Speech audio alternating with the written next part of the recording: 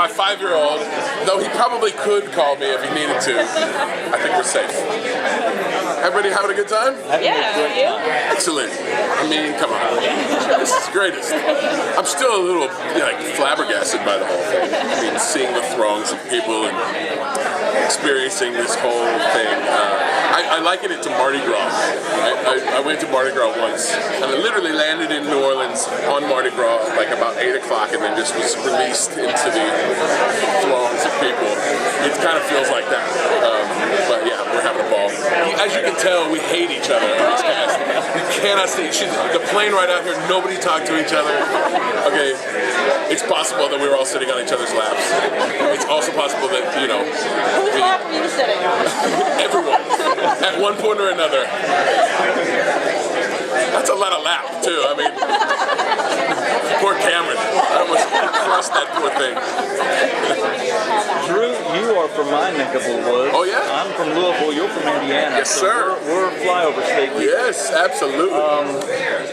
You've made a transition to where even though Butch is not the major character on the show, he's got his own fan base. I mean, you've got people saying, if Butch dies, we ride. I love those people.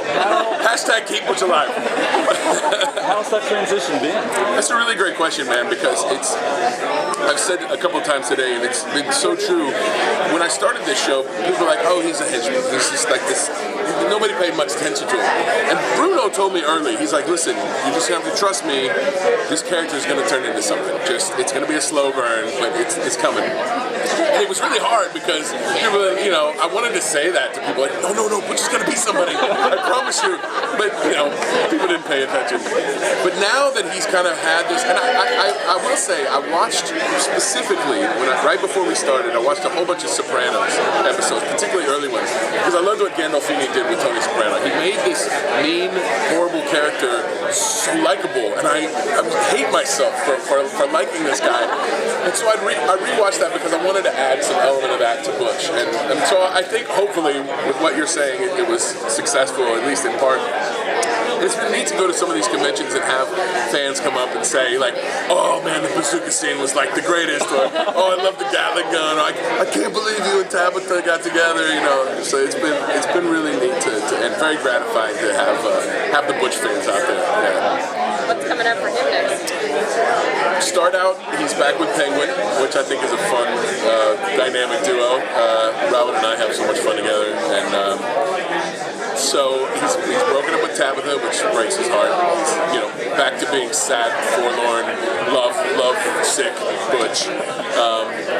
And then at some point, early in the season, a new character, not a new character to the show, but a character he hasn't had to deal with much, comes into play, and there is a very cool struggle, kind of almost a triangle that occurs. And I won't say anything more than that. I've probably already said too much, but it's going to be really fun to play, and I'm so excited. It's so much fun, I have to say, to be on a show where you get the script and you tear it open and you can't wait to find out what's next. I've been on shows where people are like, oh yeah, no, have you read it? No, I haven't read it yet. I'm gonna get to it. Or even our hair and makeup team or the crew members will, they can't wait to see what's next. And that is such a gratifying feeling to be on a show, where everybody's on board, and it speaks a lot to our writers and producers and how they created this really neat thing. We got 3 Emmy nominations this year, which I'm so proud of.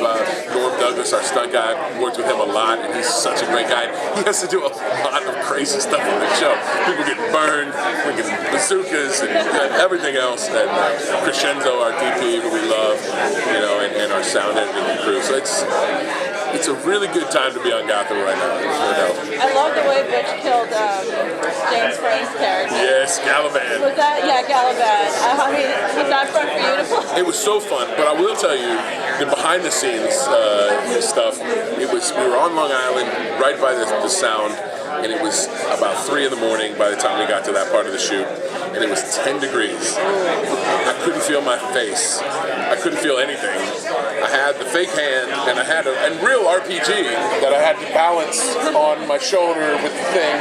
And of course, we didn't shoot a real mortar, but they make it explode, and then they explode the the dummy that they made of Gallivant. But of course, it's like I always said, okay, it's going to be fine. Now, listen, you need to not look into it because you can go blind, and there's a possibility that the explosion might come back. And so just turn real quick, but it's going to be fine. You're going to be fine. Okay, no worries. And so, we do it, and then you don't really know what it's going to look like. I mean, it was an explosion, and it was kind of cool. But then when it aired, my phone exploded. People were like, oh my God! You put the music in with it, and then the whole good night, fellas. It was just a great scene. So it quickly vaulted to the top of my favorite scenes list in Gotham. Yeah, jumping ahead of me shooting my buddy in the face in the car, which was previously my favorite. Back to the Emmy nods. Yes. 3 for a network show. That didn't happen with other shows this year. Yep. You're not on Netflix, you're not on cable, That's you're true. not on HBO. Yep. What set Gotham apart? That's a really good point, and I think people kind of forget about that. It becomes the HBO, Netflix, Amazon show when it comes to Emmy time, and I think we're so proud of it because we've created a show that's in this genre. But it's a good show. It's a show that I can't tell you how many people have come up to me. It's like, I'm a huge comic book fan.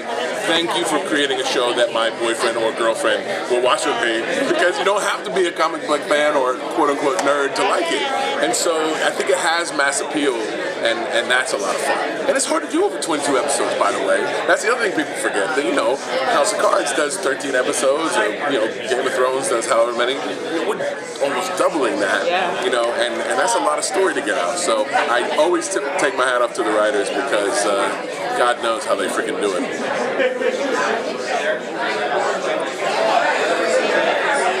And I said that just as Dana Cannon walked by. That was perfect timing. Great job, guys. Great job, team. You're making it 3 season 3. Yeah, exactly. That's great. Cool. Anything else? We got it all. We covered all our bases. Yeah. Thanks, guys. Thanks so much. I appreciate it. Thanks, Drew. All right.